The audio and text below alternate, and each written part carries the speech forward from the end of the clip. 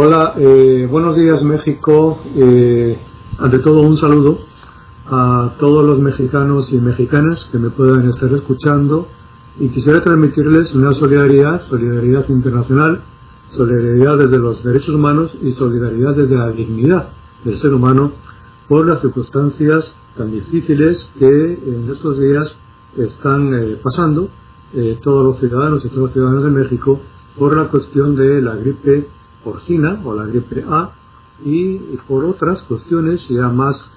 puntuales, pero no menos importantes, como son las violaciones a los derechos humanos y como es el caso, por ejemplo, del feminicidio en Ciudad Juárez. Con esto lo que quiero transmitirles es un sentimiento de solidaridad y de comprensión y de afecto que les traigo desde Ginebra, desde donde estoy hablando. Mi nombre es Carlos Villán Durán, y soy el presidente de la Asociación Española para el Derecho Internacional de los Derechos Humanos. Soy un especialista en derechos humanos y entre mi currículum podríamos quizás citar que he sido durante 23 años funcionario de la Oficina del Alto Comisionado de las Naciones Unidas para los Derechos Humanos aquí en Ginebra. Ahora ya estoy jubilado y me dedico al activismo en la sociedad civil y a la academia y a las publicaciones. Tengo unos 120 publicaciones sobre Derecho Internacional de Derechos Humanos, entre ellas algunas que les mostraré más adelante en mi exposición. Me han pedido los dirigentes de Flaxo y de la Maestría en Derechos Humanos que les hable en unos minutos para abrir boca de los límites y desafíos de los mecanismos de protección de los derechos humanos en las Naciones Unidas. Con mucho gusto les hablaré de ello. Yo quisiera iniciar mi exposición con una afirmación quizás no del todo políticamente correcta, pero me parece que es importante para animarles a todas y a todos ustedes a abrir boca en el sistema de las Naciones Unidas. Me refiero a que el derecho internacional de los derechos humanos en su conjunto es muy complicado. Y es muy complicado porque los que lo han hecho, es decir, los estados, quieren y han querido que así sea. De manera que no nos lo ponen fácil ni a los usuarios del sistema, a las víctimas de las violaciones, ni a sus representantes, ni tampoco a los que pertenecemos al mundo académico también, en el que nos dedicamos a tratar de aclarar y de facilitar el trabajo a los que desean servirse del Sistema Universal de Protección de Derechos Humanos. Pues bien, a título también introductorio, debo decirles y debo recordarles que el Sistema de Naciones Unidas de Protección de Derechos Humanos reposa en dos instrumentos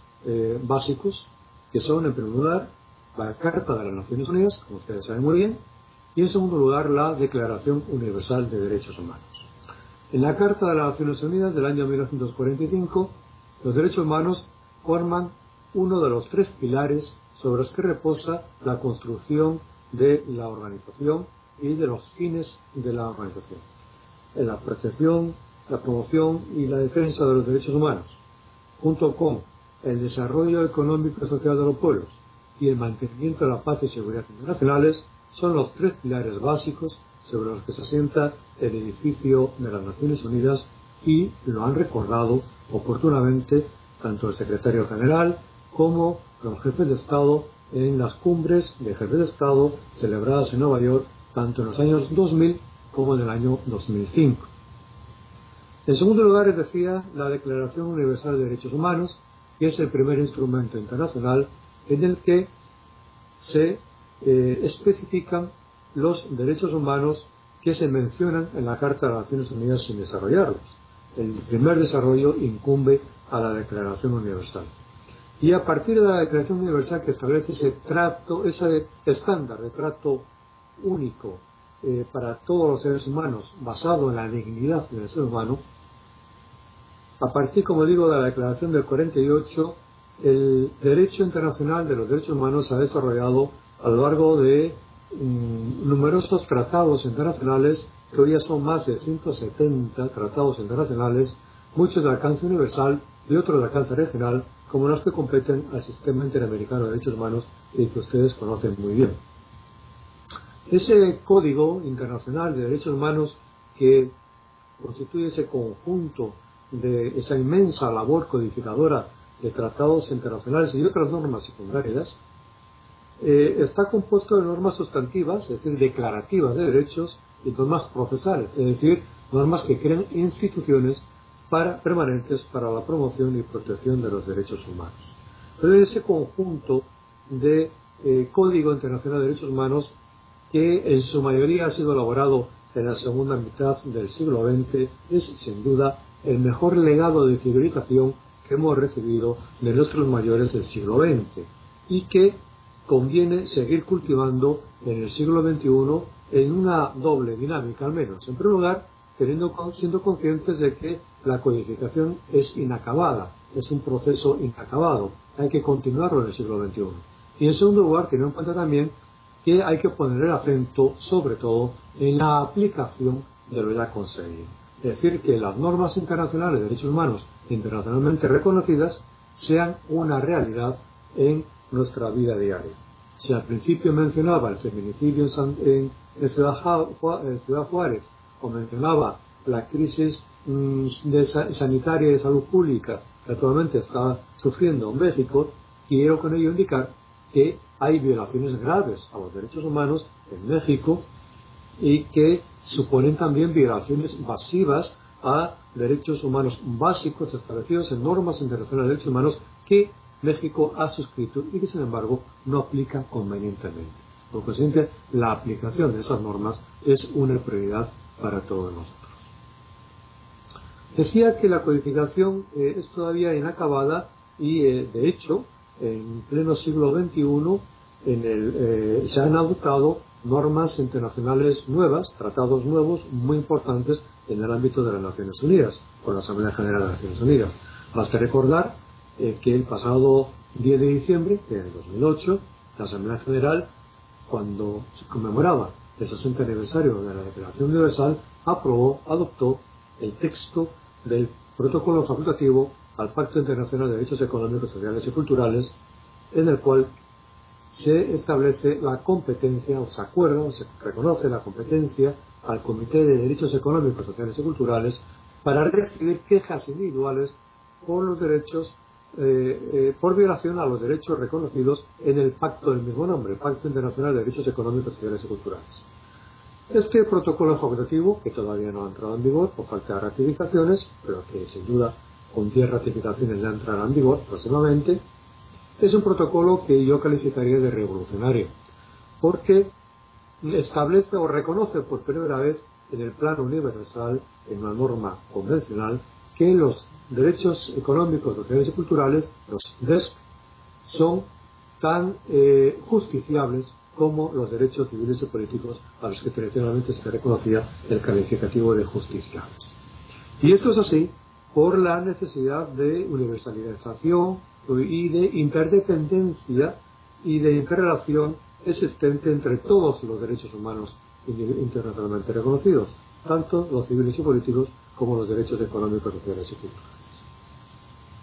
El desarrollo institucional sigue en marcha también en el siglo XXI y así, por ejemplo, debemos de notar como un desarrollo institucional importante el establecimiento en el año 2006, hace ahora 3 años, del Consejo de Derechos Humanos por parte de una resolución de la Asamblea General de las Naciones Unidas. Consejo de Derechos Humanos que reemplaza a la antigua Comisión de Derechos Humanos y que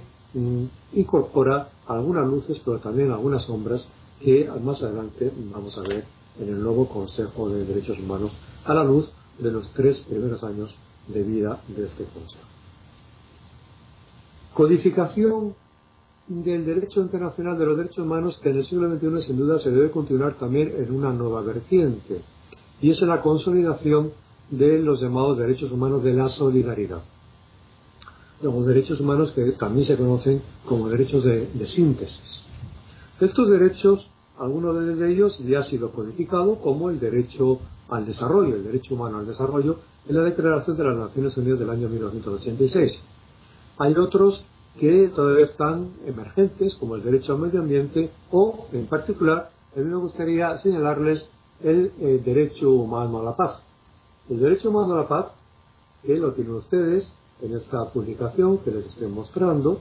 se concreta en la codificación privada en la Declaración del Barca sobre el derecho humano a la paz, que se ha publicado en este libro que les muestro. Esa Declaración del Barca sobre el derecho humano a la paz, que es data del 30 de octubre del año 2006,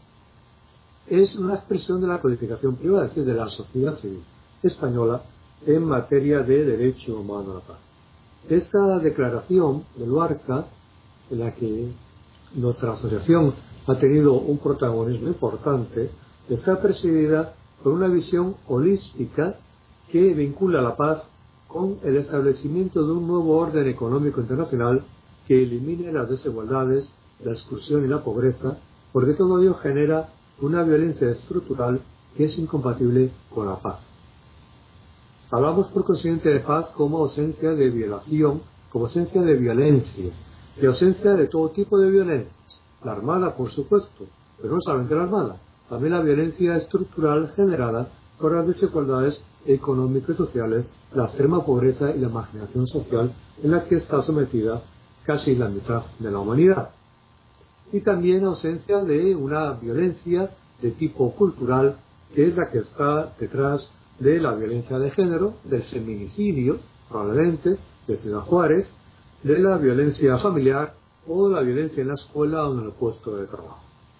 Estamos insertos en realidad en una cultura de violencia, y México es un buen ejemplo de esa cultura de violencia, y debemos de trabajar por vía educativa y vía promoción de los derechos humanos y promoción del derecho humano a la paz. Debemos de trabajar porque por construir una cultura de paz en la que el disfrute de todos los derechos humanos, incluido el derecho humano a la paz, sea una realidad y acabe con esa cultura de violencia que nos anula en el disfrute de todos los derechos humanos. Bien, hecha esta pequeña introducción, debo de hablarles ahora de esos límites y desafíos del Sistema de Naciones Unidas de Protección de los Derechos Humanos. Debemos de empezar por recordarles que los mecanismos de protección de los derechos humanos en las Naciones Unidas son de dos tipos. Hablamos de la protección convencional, es decir, la establecida en algunos de esos tratados internacionales de derechos humanos que les anunciaba, o, en segundo lugar, la protección extraconvencional, es decir, la establecida en normas, en mecanismos no convencionales de protección de derechos humanos, en concreto las desarrolladas por la antigua Comisión de Derechos Humanos y hoy el actual Consejo de Derechos Humanos, y son mecanismos no convencionales o extraconvencionales. Voy a detenerme unos minutos en los mecanismos de protección convencional para analizárselos brevemente y al mismo tiempo ver cuáles son los mayores desafíos que tienen estos mecanismos. Los mecanismos de protección convencional en las Naciones Unidas son muchos, son complicados, pero creo que se pueden clasificar en dos grandes tipos. El primero de ellos es el mecanismo del Sistema de Informes Periódicos de los Estados. Sistema de Informes Periódicos de los Estados. Y el segundo son los mecanismos cuasi contenciosos de protección de los derechos humanos que se originan a partir de las quejas individuales por violaciones a los derechos humanos. Veamos ahora el primero de estos mecanismos, el Sistema de Informes Periódicos. Es un sistema sencillo de entender. Quiere decirse que los estados que sean partes en una serie de tratados internacionales que así lo prevén, deben de someter periódicamente, cada 4 o 5 años, a un comité de expertos informes sobre el grado de aplicación en su respectivo país de los derechos consagrados en el respectivo convenio o tratado internacional. Pues bien, el sistema de informes periódicos se prevé en 9 convenciones o tratados internacionales de derechos humanos en el sistema de las Naciones Unidas. Y son precisamente las 9 convenciones más importantes de las Naciones Unidas. Son los dos pactos, los dos grandes pactos internacionales, el de derechos civiles y políticos y el de derechos económicos y derechos culturales, la Convención para la Eliminación de la Discriminación Racial, la Convención para la Eliminación de la Discriminación contra la Mujer, la Convención contra la Tortura, la Convención sobre los Derechos del Niño, la Convención sobre los Derechos Humanos de los Trabajadores Migratorios y de sus familiares, la Convención sobre los Derechos Humanos de las Personas con discapacidad, que acaba de entrar en vigor, y la Convención contra las Desapariciones, que ya ha sido aprobada en el año 2006, pero todavía no ha entrado en vigor, porque faltan todavía un buen número de ratificaciones para que entre en vigor. Cada una de estas convenciones prevé que los informes periódicos de los Estados partes se presenten al respectivo comité, de manera que hay otros 9 comités que responden a la jurisdicción de cada una de estas convenciones. El primer límite que se puede poner de relieve al sistema de informes periódicos es que a través de este sistema no se canalizan quejas individuales por violaciones a los derechos humanos. No es esta la finalidad del sistema de informes periódicos. Aquí en realidad de lo que se trata es de que el comité respectivo analice el informe del Estado a la luz de la convención correspondiente y entable un diálogo abierto y franco con los representantes del Estado en Ginebra, normalmente, un diálogo público en el que se va a examinar el informe del Estado artículo por artículo de la Convención, y el comité va a ayudar a identificar al Estado cuáles son las deficiencias de su orden interno y en dónde puede mejorar y qué recomendaciones debe de implementar para que mejore sustancialmente en la aplicación de ese pacto. En ese ejercicio, además de los informes periódicos, van a poder participar no solamente los representantes del Estado, por supuesto, sino también representantes de las organizaciones de la sociedad civil, los famosos informes paralelos o informes en la sombra, es decir, los documentos que por escrito podrán presentar las organizaciones no gubernamentales y que evidentemente presentarán ante el comité una imagen muy diferente a la que el Estado o el gobierno de turno suelen presentar. También podrán participar y participan las organizaciones internacionales, intergubernamentales y las instituciones nacionales de derechos humanos. Otro de los límites o de los desafíos que se presentan en el sistema de informes periódicos es que se han acumulado a lo largo de los años muchos informes pendientes de presentar, es decir, que los Estados no han presentado y que probablemente no vayan a presentar nunca. Y si no hay informes periódicos, el sistema pues no funciona correctamente. Al no presentar los informes periódicos, es verdad que es cierto que desde el punto de vista jurídico el Estado incumple una obligación básica, una obligación internacional básica establecida en la propia Convención, y es colaborar con el comité correspondiente en la presentación y la elaboración de esos informes periódicos. Ante ese incumplimiento, los comités lo que han hecho ha sido establecer mecanismos excepcionales de seguimiento y de revisión excepcional de la situación en los países que no han presentado informes, y así pueden evaluar la situación aunque sea sin la colaboración del Estado correspondiente.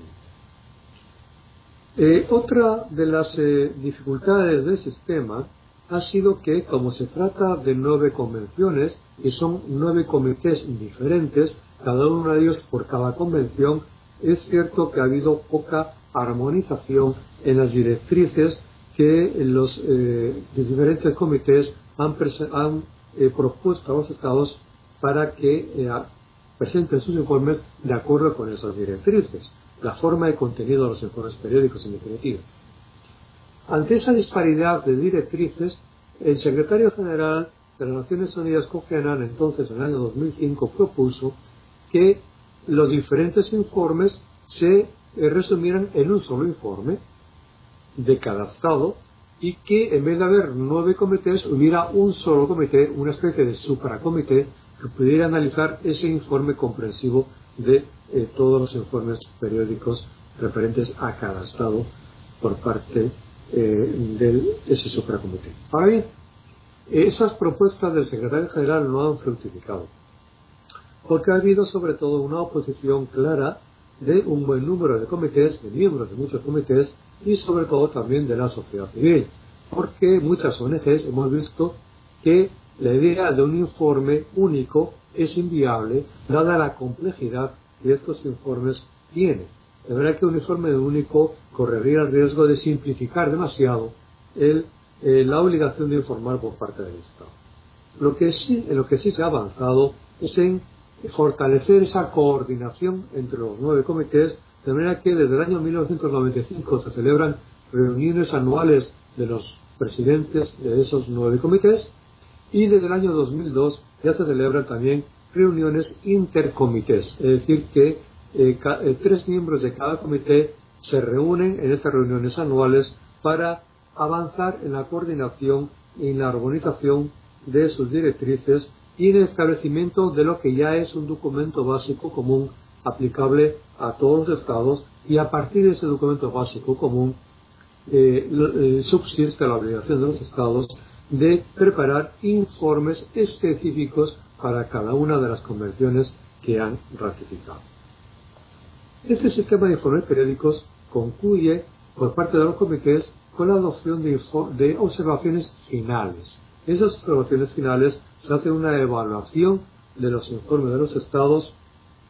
por parte del comité, y esa evaluación supone realmente un diagnóstico bastante claro de la situación del disfrute de esos derechos, los derechos contemplados en esta convención en el Estado que se ha revisado, ¿no?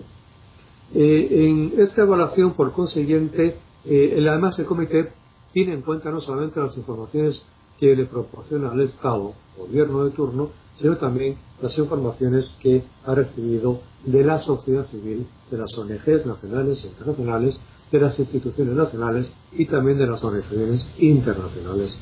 intergubernamentales. Muchos dicen que las recomendaciones que contienen estas observaciones finales no tienen ningún valor jurídico. Es verdad que las convenciones no lo dicen,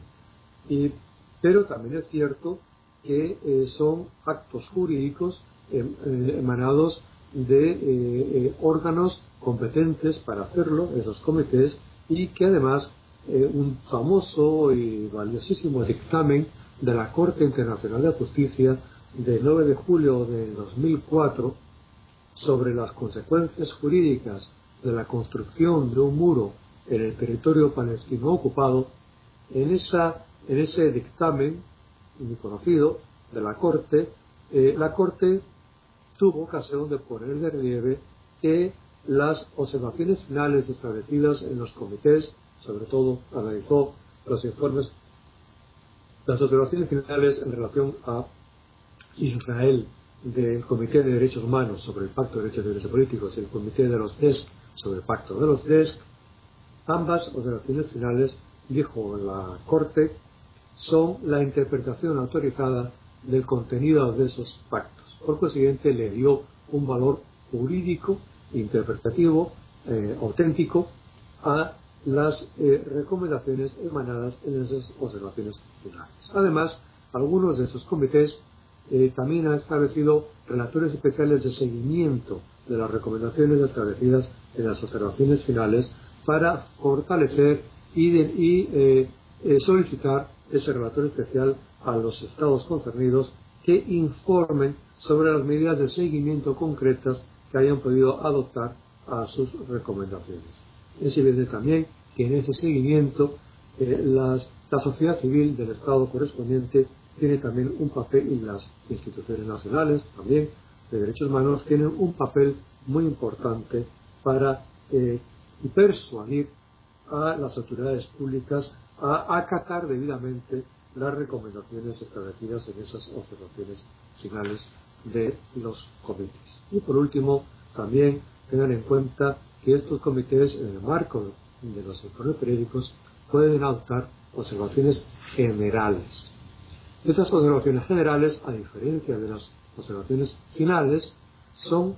criterios interpretativos adoptados por los comités sobre el alcance, el contenido y el alcance de algunas de las obligaciones establecidas en el respectivo tratado y que abarcan esos criterios interpretativos a todos los Estados partes.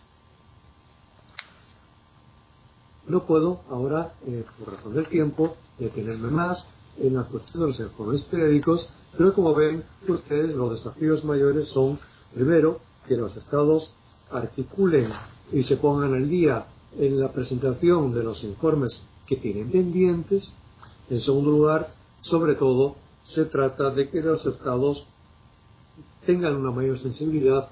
para darle el seguimiento más oportuno y apropiado a las recomendaciones establecidas por esos comités, y que son recomendaciones siempre muy pertinentes para mejorar en la aplicación de los estándares establecidos en la Convención correspondiente. Veamos ahora el segundo de los mecanismos que se establece en el Sistema Universal de Protección de Derechos Humanos convencional, y son los mecanismos llamados cuasi contenciosos. Aquí no se trata de analizar informes periódicos. Aquí de lo que se trata es de que las personas víctimas de violaciones a los derechos humanos tienen determinadas vías para interponer quejas individuales ante determinados comités por violación de alguno de los derechos consagrados en esas convenciones. Ese sistema de quejas individuales es un sistema que lo prevén en concreto 8 convenciones de Naciones Unidas, de las cuales en 5 ya están en vigor y ya están funcionando. Me refiero a las convenciones que conceden la competencia de recibir quejas individuales al Comité de Derechos Humanos, al Comité contra la Tortura, al Comité para la Eliminación de la Discriminación Racial, al Comité para la Eliminación de la Discriminación contra la Mujer y al Comité sobre los Derechos de las Personas con Discapacidad. Todos ellos ya han entrado en vigor.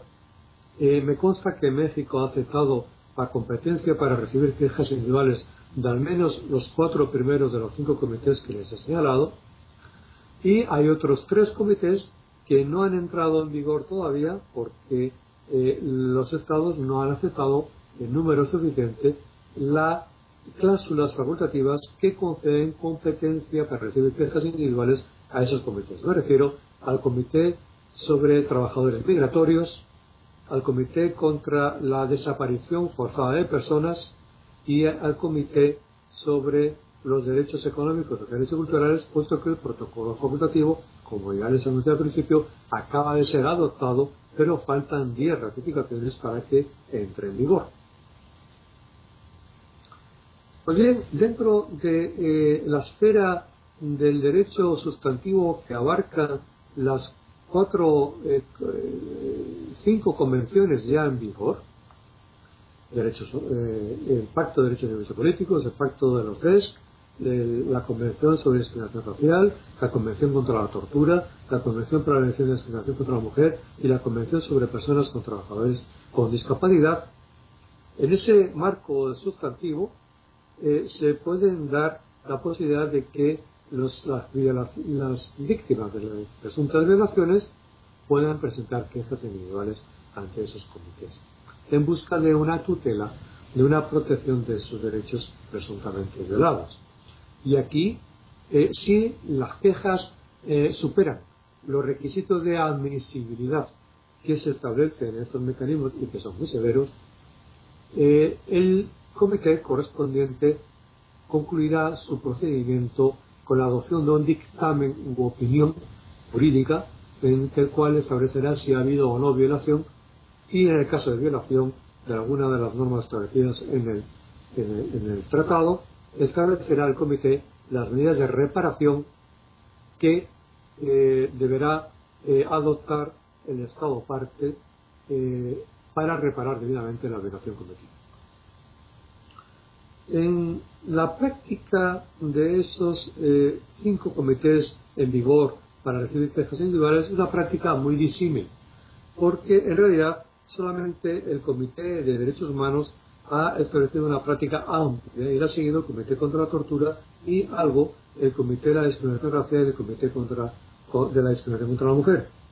El Comité sobre los Derechos de las Personas con Discapacidad, puesto que ha entrado en vigor en mayo pasado y su primer periodo de sesiones fue en febrero del 2009, todavía no ha tenido ocasión para recibir alguna queja individual.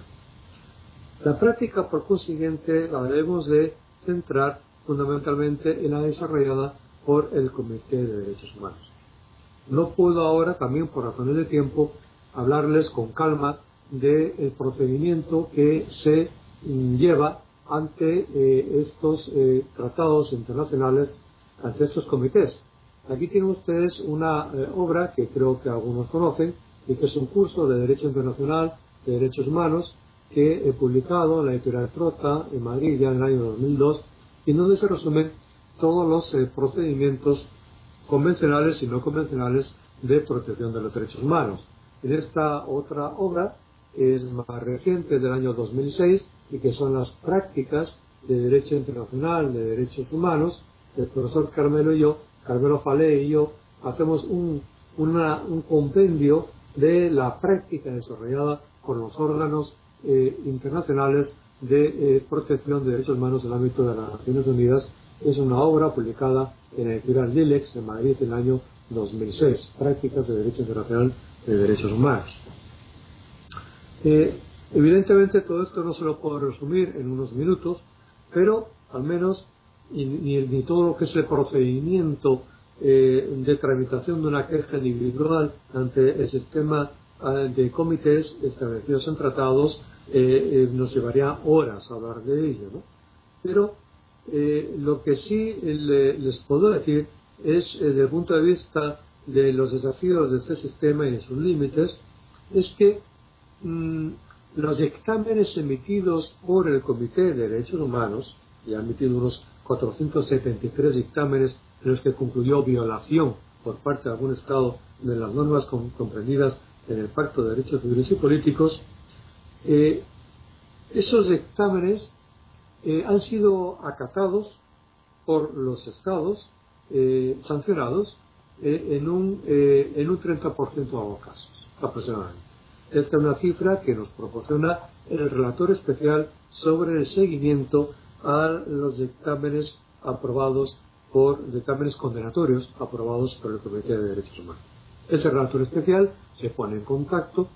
con los estados que han recibido dictámenes condenatorios y le solicita información sobre la aplicación de esos dictámenes y sobre su acatamiento. Si hay una resistencia por parte de los estados a implementar esos dictámenes, el relator se ofrece a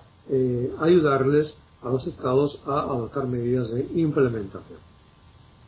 Hay por consiguiente un interés por parte de los comités en que sus dictámenes sean realmente efectivos y sean acatados por los estados. Y por otra parte, aunque también se suele decir que los dictámenes de los comités no son sentencias, y efectivamente no son sentencias, porque el comité no es un tribunal internacional como es la Corte Interamericana de Derechos Humanos,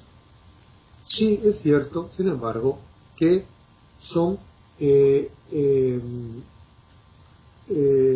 dictámenes jurídicos de alcance jurídico emanados por el órgano con competencia para adoptarlos internacionalmente, que es el Comité de Derechos Humanos en este caso, y además la obligatoriedad del acatamiento del dictamen debe de ser una consecuencia del principio de buena fe en el cumplimiento de las obligaciones del Estado derivadas de la ratificación tanto del pacto como del protocolo facultativo que atribuye al comité la facultad para recibir quejas individuales. Si un Estado, en definitiva, ratifica el protocolo, quiere decir que acepta la competencia del comité para recibir quejas individuales. Por consiguiente, el Estado tiene que aceptar también y acatar e implementar los dictámenes que el comité pueda adoptar en aplicación del protocolo y del Pacto de Derechos Civiles y Políticos. Principio, pues, de buena fe en el cumplimiento de las obligaciones derivadas de la suscripción de estos tratados internacionales. Pero el hecho es que en un 75% de casos todavía subsisten dificultades en el acatamiento de la buena implementación de los dictámenes. Entonces, el dato de la realidad práctica. Y por consiguiente, más allá de la obligación jurídica, lo que sí se pretende por parte de estos relatores especiales es ir convenciendo a los estados que vayan acatando, y en la medida en que podamos ir pasando de un 30% de casos de acatamiento a un 75-80% de acatamientos, estaremos constatando la emergencia de una norma consuetudinaria de comportamiento de los estados, en virtud de la cual aceptan que el acatamiento de los dictámenes es norma jurídica vinculante para todos los estados. Estamos en ese camino, en ese proceso, pero no hemos llegado todavía. La eficacia de los mecanismos cuasi contenciosos de protección es una eficacia también que hay que ponderar en función de su incipiente grado de universalidad, puesto que al reposar en cláusulas facultativas, no todos los estados han aceptado, ni siquiera un tercio de los estados de la comunidad internacional han aceptado todos los mecanismos de recepción de quejas individuales que son facultativos, como ya han visto ustedes. En segundo lugar, es un procedimiento pues bastante lento y sofisticado, es difícil y hay que superar reglas de admisibilidad que son muy rigurosas, sobre todo les llamo la atención sobre la regla del agotamiento de los recursos internos. Es decir, esta regla de los agotamientos de los recursos internos de la jurisdicción interna nos indica claramente que estos mecanismos internacionales de protección son subsidiarios de los sistemas nacionales de protección de los derechos humanos, la tutela judicial nacional de los derechos humanos. Y que cuando la tutela judicial internacional falla, no tutela debidamente los tribunales de justicia y se agotan los recursos internos de los tribunales de justicia nacionales, es cuando sí es dable acudir a la jurisdicción internacional de estos comités o de la Comisión y Corte Interamericana de Derechos Humanos. También es verdad que estos comités no tienen una capacidad de investigación ex oficio, sino que el procedimiento es un procedimiento reglado que reposa totalmente sobre la base de la documentación escrita que las dos partes del proceso aportan al comité, es decir, el quejoso o denunciante o la víctima de una parte y los representantes del Estado de otra. La escasa utilización de este mecanismo de procedimientos cuasi contenciosos es también evidente porque es difícil el acceso por parte de las víctimas a mecanismos que son tan sofisticados y que requieren un grado de especialización y de conocimiento del derecho internacional de los derechos humanos que en definitiva los estados no hacen fácil en absoluto, como les decía al principio. Y este es un claro ejemplo de cómo los estados dificultan el acceso a las víctimas, haciéndolo realmente alambicado y difícil. Tanto que solamente pueden acudir de la mano de auténticos especialistas, como lo quieren ser ustedes, todas y todos ustedes que me están escuchando. Ahora bien, de todas maneras, estos mecanismos permiten la tutela internacional de los derechos humanos y permiten que los comités faciliten una interpretación auténtica de los derechos de alcance de los derechos protegidos de la respectiva convención y, aunque insuficientes, son mecanismos de tutela subsidiarios del régimen jurídico interno. Lo que está claro es que no son mecanismos válidos ni sirven en casos en que el Estado de Derecho está desbordado por situaciones de violaciones sistemáticas a los derechos humanos o por quebrantamiento del Estado de Derecho o de la legalidad constitucional y democrática del país, y porque haya una quiebra generalizada por consiguiente del Estado de Derecho y del régimen democrático. En esos casos de situaciones de violaciones graves y masivas, sistemáticas de los derechos humanos, los mecanismos convencionales de protección de los derechos humanos tienen poca eficacia. Y de ahí que se hayan abierto en las Naciones Unidas otro tipo de mecanismos que son los extraconvencionales. Y con ello paso a los mecanismos de protección extraconvencional, y que arrancan ya desde el año 1967 con la resolución del ECOSOC 1935, a través de la cual se autoriza por primera vez a la Comisión de Derechos Humanos a establecer mecanismos de investigación de situaciones de violaciones masivas y sistemáticas de los derechos humanos en determinadas áreas geográficas del mundo, en determinados países. Así arranca el sistema de relatores especiales y grupos de trabajo de la antes Comisión de Derechos Humanos y ahora Consejo de Derechos Humanos.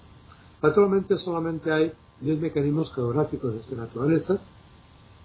porque el actual Consejo, en una de sus mayores sombras,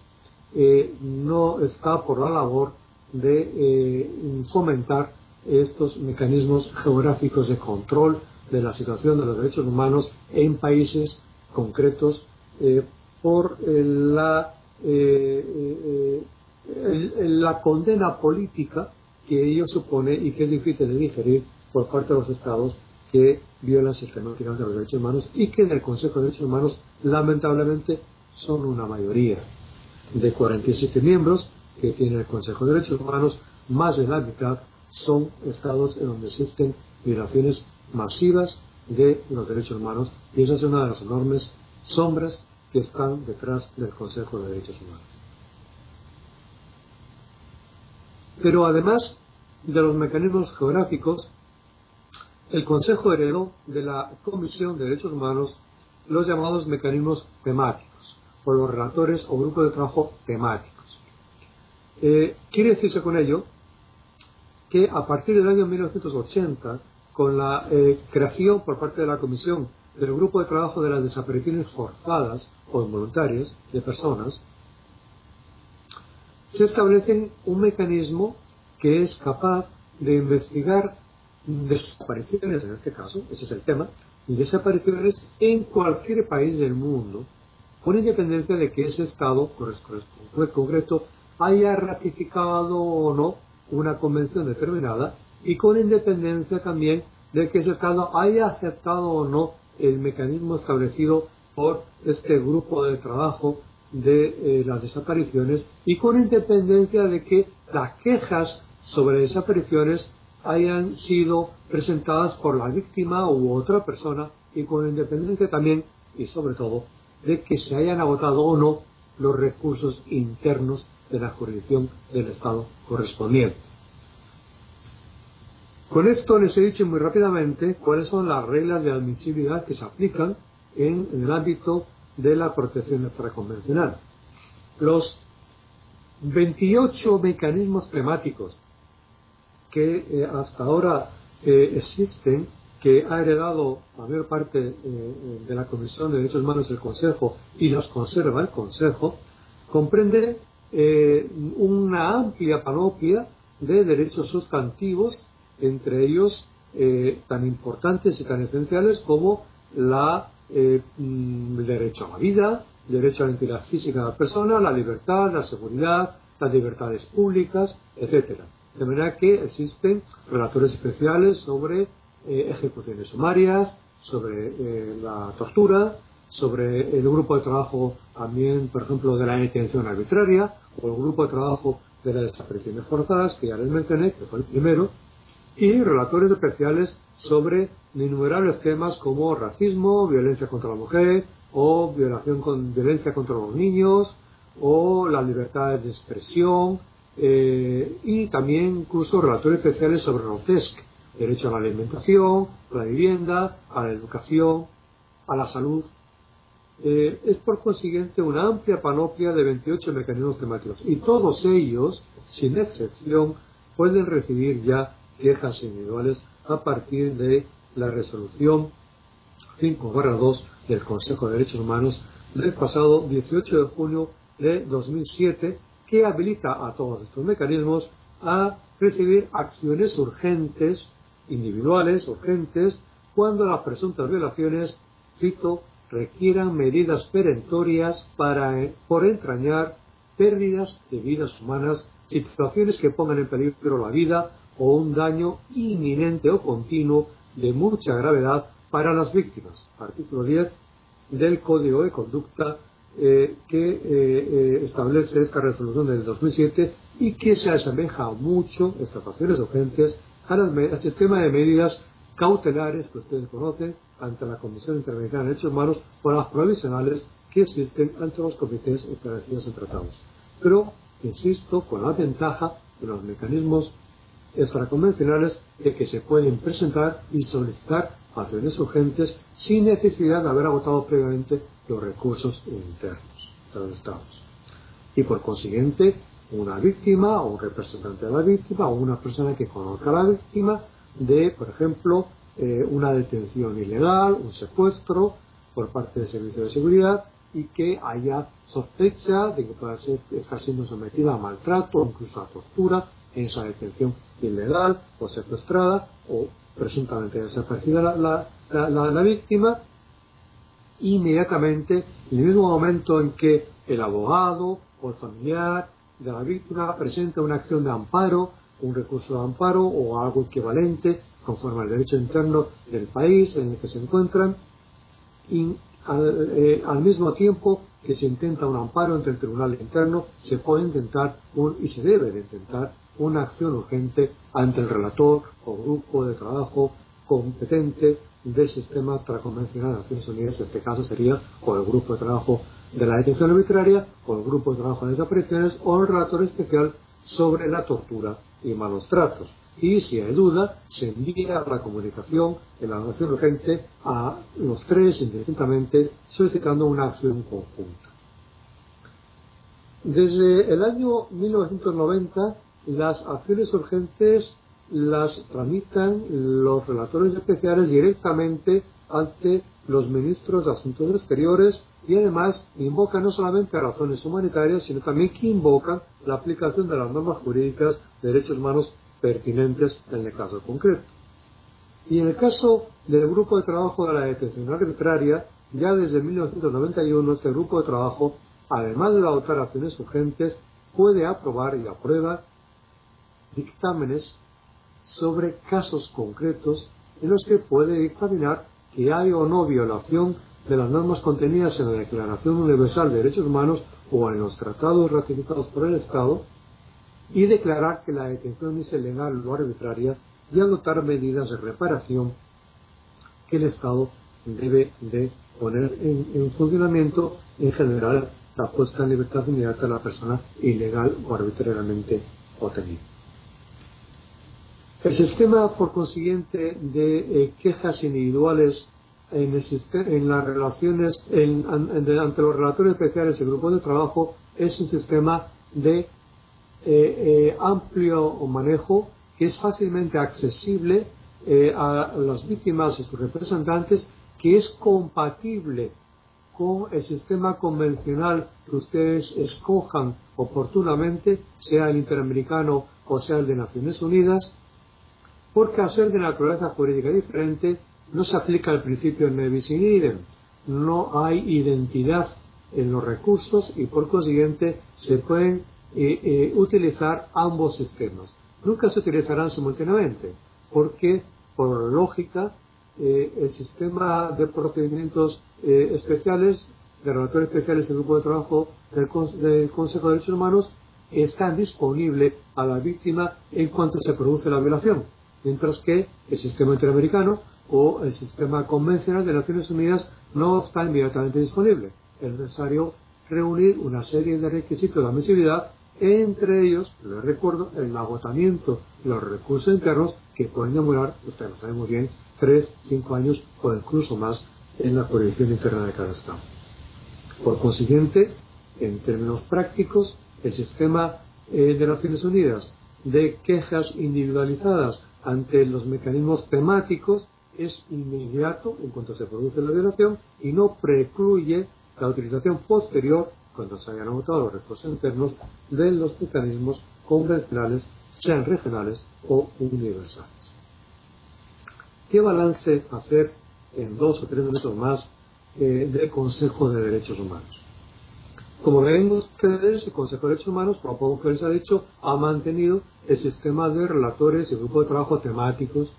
que heredó de la Comisión, lo cual ya es algo importante y es un mérito que lo haya mantenido.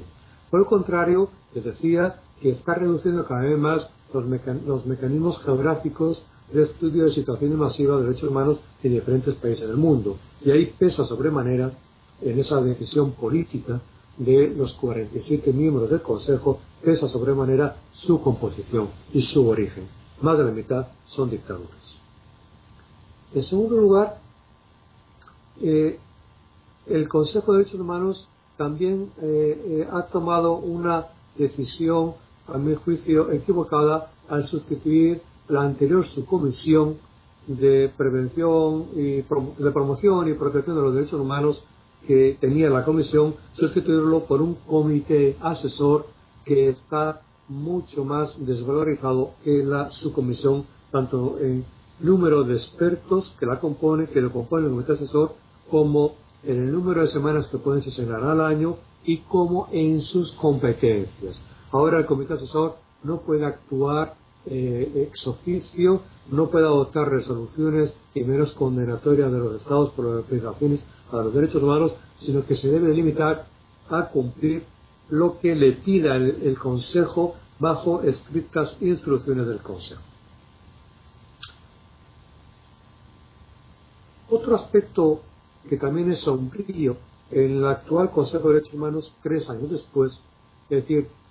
analizando los 10 primeros periodos de sesiones ordinarios que ha celebrado y los 10 periodos de sesiones extraordinarios que ya ha celebrado al día de hoy acá en Ginebra. Otro aspecto, a mi juicio, preocupante es que se ha reducido muchísimo el nivel y la importancia de la participación directa de la sociedad civil, de las organizaciones no gubernamentales de derechos humanos en los trabajos del Consejo y de sus órganos subsidiarios, sobre todo en el marco del EPU. El EPU, es decir, el Examen Periódico Universal, es un mecanismo novedoso que estableció la Asamblea General en el año 2006 y que lo hace presidir en el Consejo de Derechos Humanos y un grupo de trabajo del Consejo de Derechos Humanos en el que están representados los 47 Estados miembros del Consejo de Derechos Humanos. Este examen periódico universal significa que todos los Estados miembros de las Naciones Unidas, todos sin excepción, con independencia de que hayan ratificado o no algún tratado, por el hecho de ser Estados miembros de las Naciones Unidas, tienen que pasar por este mecanismo de examen periódico universal cada 4 años. Y aunque tenga este mérito de universalidad, sin embargo, el mecanismo tiene una dudosa eficacia y alcance porque la revisión no la hacen expertos, ni grupos de trabajo compuestos de expertos independientes, ni comités, ni siquiera relatores especiales, sino que lo hacen los propios estados, constituidos en ese grupo de trabajo de los 47 estados. Como les decía, son otra vez 47 de ellos, por lo menos 26 dictaduras. Y como comprenderán ustedes, las dictaduras adoptan criterios muy livianos a la hora de calificar la situación de los derechos humanos en otros países pares, en sus pares. Esa revisión interpares no puede ser nunca suficientemente eficaz. Y además, en los EPUs, en estos exámenes periódicos universales, la participación de la sociedad civil también es extraordinariamente limitada. En realidad, todo está controlado y monitoreado por los Estados miembros, tanto del Consejo como de ese grupo de trabajo, por la troika de los 3 estados que presentan un proyecto de decisión al grupo de trabajo del Consejo y por el propio Estado objeto de supervisión de examen que participa activamente en todas las fases del procedimiento. Las ONGs, las instituciones nacionales de derechos humanos, quedan a un papel muy relegado de presentar en su día, antes de que se inicie el EPU, informes por escrito que la Secretaría se encargará de resumir en un documento que no puede exceder 10 páginas y que estará presente para quien quiera verlo, y claro, los estados no se dignan a verlo habitualmente. tampoco participa ni siquiera en los mecanismos de Naciones Unidas de protección de los derechos humanos que ya les he descrito, ni siquiera los convencionales, los comités, y tampoco los extraconvencionales, los relatores especiales y grupos de trabajo que les he comentado. De manera que, al no participar, únicamente por vía indirecta, la Secretaría recopila alguna información proporcionada por estos órganos de Naciones Unidas de Protección de Derechos Humanos en un documento que tampoco puede exceder 10 páginas y que por consiguiente los Estados tampoco miran con mucho detenimiento. En definitiva, las ONGs no participan en el debate público tampoco y solamente al final, cuando ya está todo decidido, pueden hacer una declaración de tipo general en tiempo muy limitado y solamente se les da tiempo a algunas ONGs. Es un procedimiento, por consiguiente, que a mi juicio no merece la pena utilizar, que merece la pena concentrar los escasos recursos existentes de las ONGs en los mecanismos convencionales y extraconvencionales que les he señalado de protección y que están regidos por expertos independientes que son los que dan la auténtica garantía de independencia, de fiabilidad y de una cierta utilidad y eficacia a las víctimas y a sus representantes. Por lo mismo, y con esto concluyo, el mecanismo de denuncias individuales o de quejas individuales que establece la resolución del 2007 del Consejo de Derechos Humanos y que no es más que un revival de la resolución 1503 del año 1970 del ECOSOC, es también un mecanismo de quejas individuales que no conduce a ninguna eficacia concreta para las víctimas ni para las organizaciones, de manera que, y que es un mecanismo absolutamente confidencial también, que es lentísimo, 24 meses, y que además las quejas individuales no sirven más que para calificar una situación de violaciones sistemáticas y masivas de derechos humanos y desencadenar una supuesta investigación que va a ser confidencial desde el principio hasta el final, en el que las ONGs y las víctimas no van a poder tener una intervención directa y tampoco van a tener una información puntual de cómo va a evolucionar. Es un mecanismo, por consiguiente, el 1503, lo establecido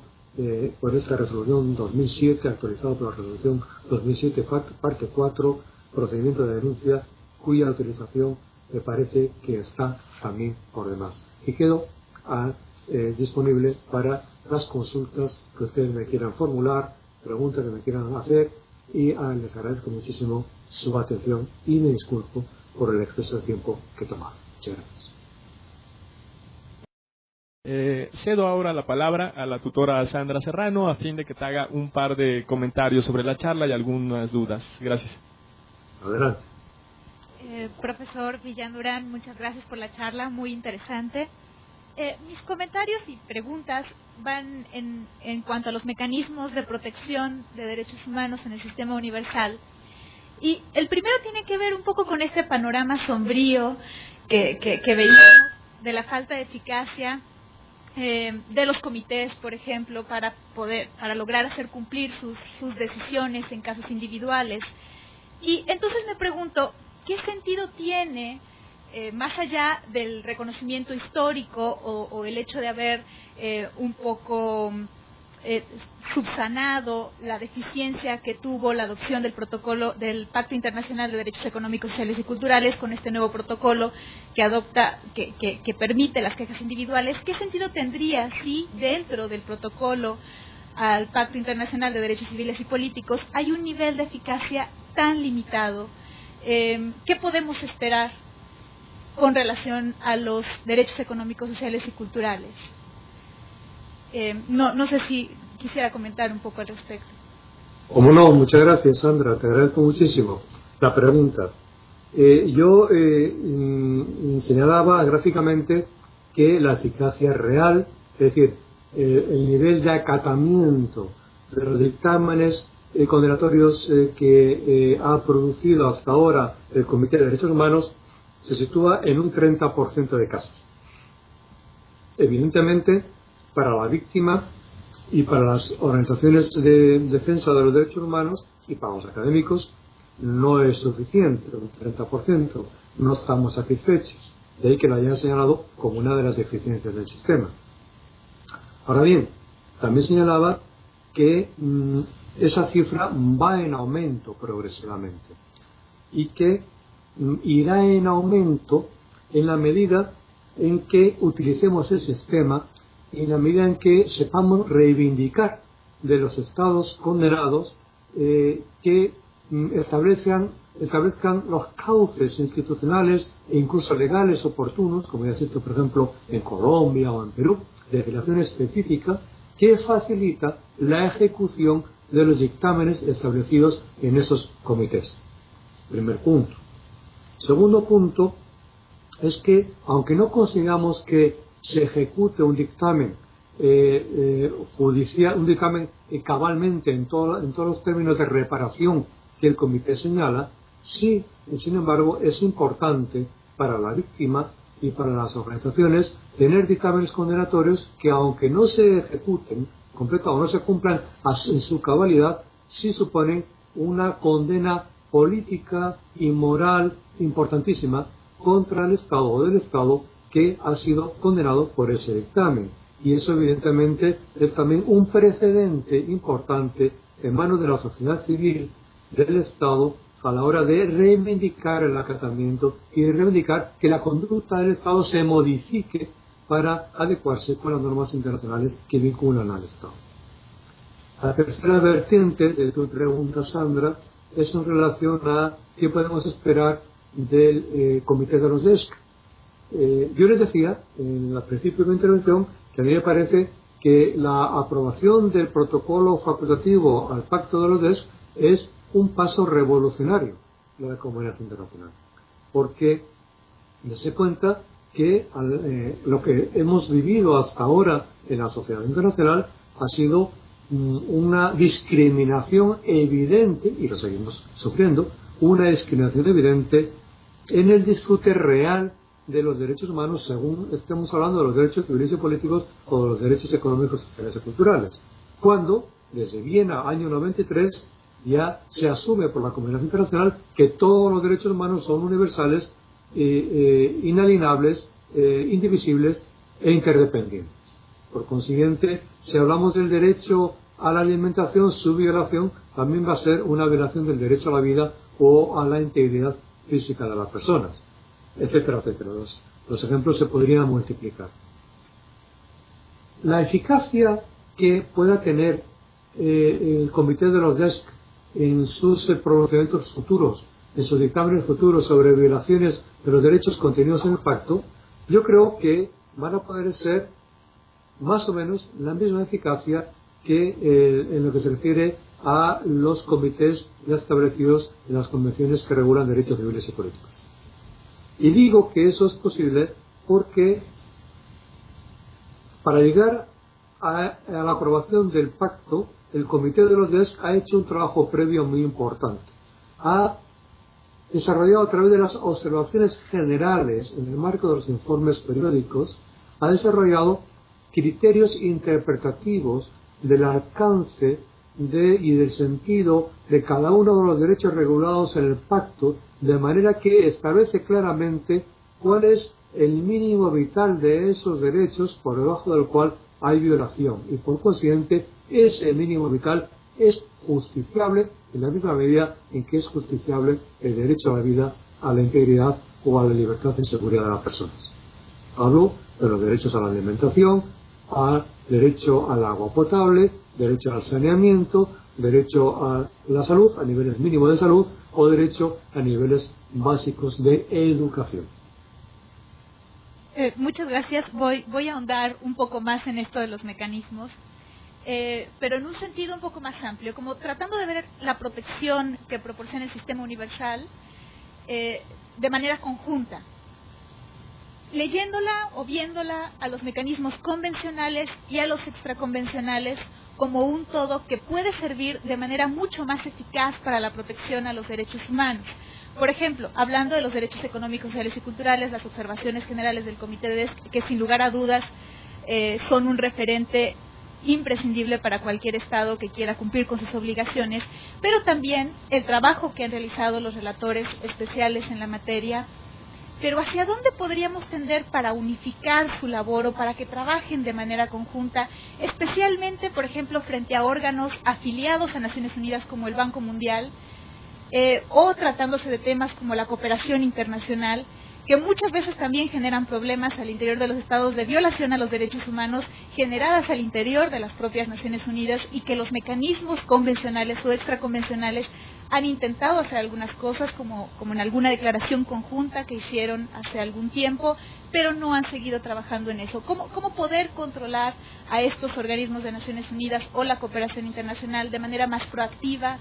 viendo de manera conjunta los mecanismos de protección? Muchas gracias, Sandra, de nuevo por una pregunta muy interesante. Yo creo que tiene por lo menos un par de respuestas. La manera inmediata de hacer trabajar de consumo los diferentes mecanismos convencionales y extraconvencionales de protección de las Naciones Unidas, la manera más inmediata sería modificando, y eso puede ocurrir entre 2 años en la Asamblea General, cuando se revise el estatuto que regula las competencias del Consejo de Derechos Humanos, modificando esa resolución, añadiendo un párrafo nuevo que faltó en el año 2006, que no se quiso introducir en el año 2006, pero que creo que con el lobby correspondiente, el lobby oportuno, podríamos conseguir. El párrafo en el que se indicara claramente que ante el Consejo de Derechos Humanos pueden y deben de comparecer los órganos convencionales de protección de derechos humanos y deben de trabajar de consumo. Y en segundo lugar, pidiendo también que el mecanismo de evaluación periódica tenga presente y puedan participar en un plano de igualdad todos los mecanismos convencionales y extraconvencionales de protección de los derechos humanos que hoy mismo aparecen relegados a un segundo o tercer plano. En esa recopilación que hace la Secretaría, y que es un documento de 10 páginas que queda olvidado y no es debidamente tenido en cuenta en el marco del EPU, en el que los estados tienen una presencia prácticamente total. La segunda parte de tu pregunta se refiere a cómo deben de interactuar los mecanismos, el Sistema Universal de Protección de Derechos Humanos con otros mecanismos o con otros órganos u organismos del sistema de las Naciones Unidas. Porque evidentemente, si yo les decía al principio que conforme a la Carta de las Naciones Unidas la protección de los derechos humanos es un pilar de 3 pilares que componen la Carta y que dan asiento a la Carta, los otros 2 pilares han quedado desatendidos. Y la relación entre los 3 pilares, el desarrollo, la paz y seguridad y los derechos humanos, durante la Guerra Fría han quedado artificialmente separados. Y estamos ahora empezando a construir puentes de colaboración entre esos 3 pilares. De manera que el Consejo de Derechos Humanos pudiera, los comités y los relatores pudieran trabajar más directamente con el Consejo de Seguridad, pero también con el Consejo Económico y Social, y a través del Consejo Económico y Social un ECOSOC evidentemente mucho más revalorizado que el que actualmente existe, y la Asamblea General ante las agencias o los organismos especializados del sistema de las Naciones Unidas en materia financiera o económica, como son el Banco Mundial o el Fondo Monetario Internacional, a los que usted alude. E incluso también, y es más difícil, ante organizaciones internacionales que no pertenecen a la familia de las Naciones Unidas, que a veces se olvida, pero que es así, como es la OMC, la Organización Mundial del Comercio.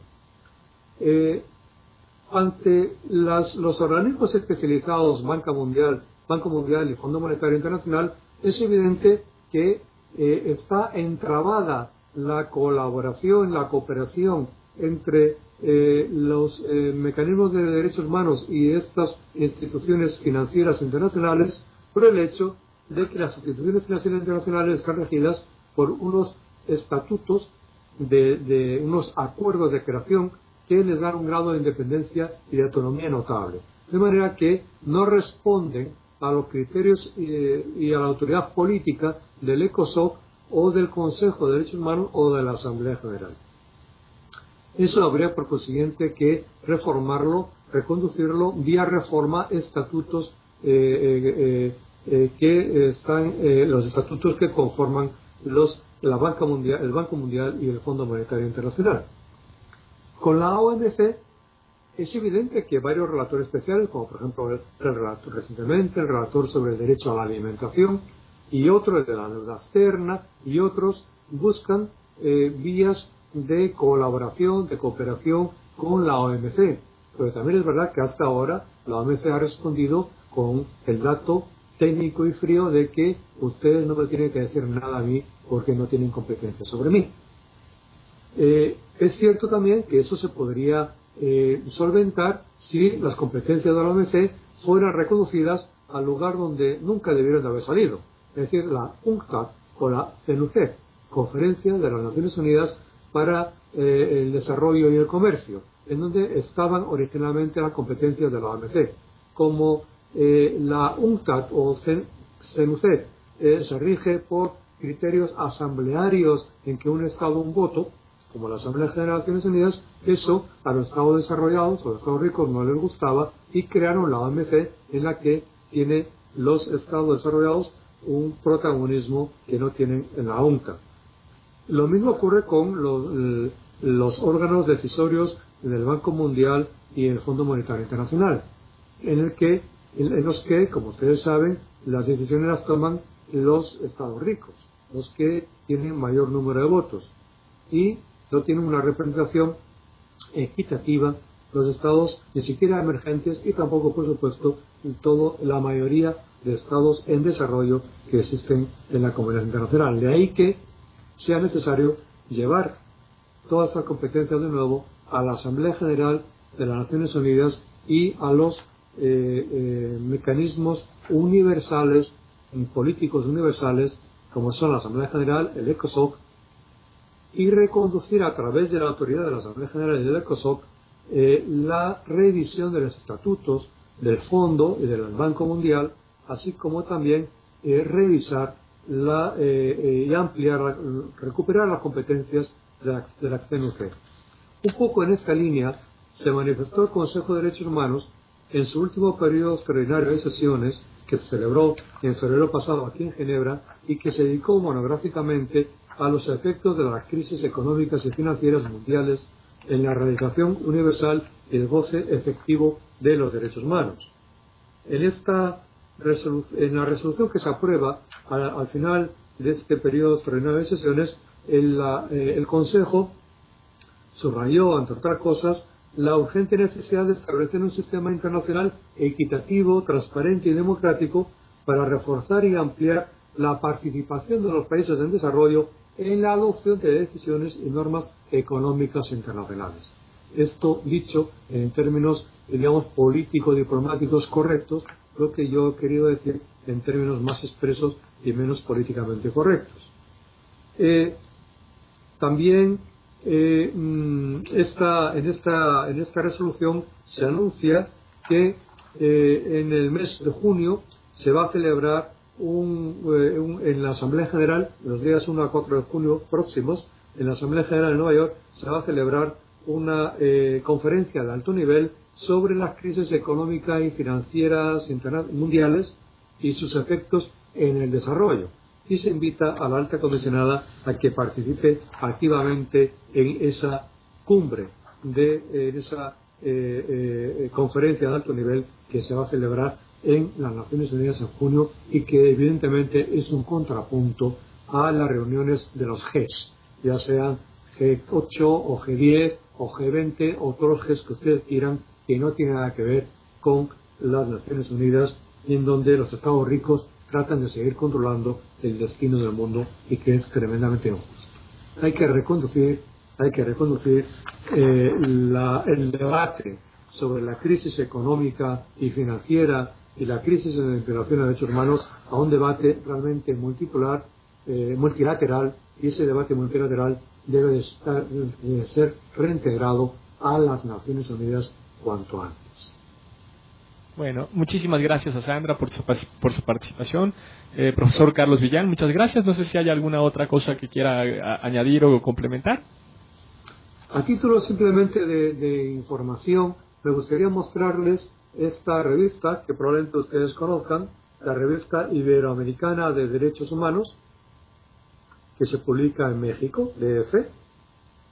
Esta revista, les estoy mostrando el número 3, pero el número 4, que está a punto de publicarse, publica un trabajo mío en el que hago una actualización de la jurisprudencia del Comité de Derechos Humanos de las Naciones Unidas en materia procesal y sustantiva en lo que se refiere a la práctica en el ejercicio de quejas individuales ante el Comité de Derechos Humanos. Y un último apunte.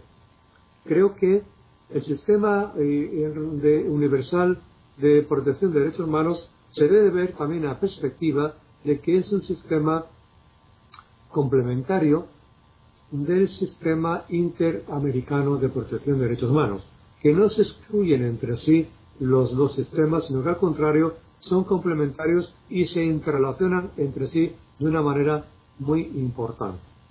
De manera que trato con esto de hacerles ver que el usuario del sistema interamericano debe de conocer igualmente el sistema universal porque, como les ejemplificaba antes, son perfectamente compatibles en muchos aspectos, sobre todo los mecanismos de protección extraconvencional de las Naciones Unidas en relación con los mecanismos de protección convencional, sean ellos regionales o universales. Muchas gracias. Perfecto, muchísimas gracias, doctor.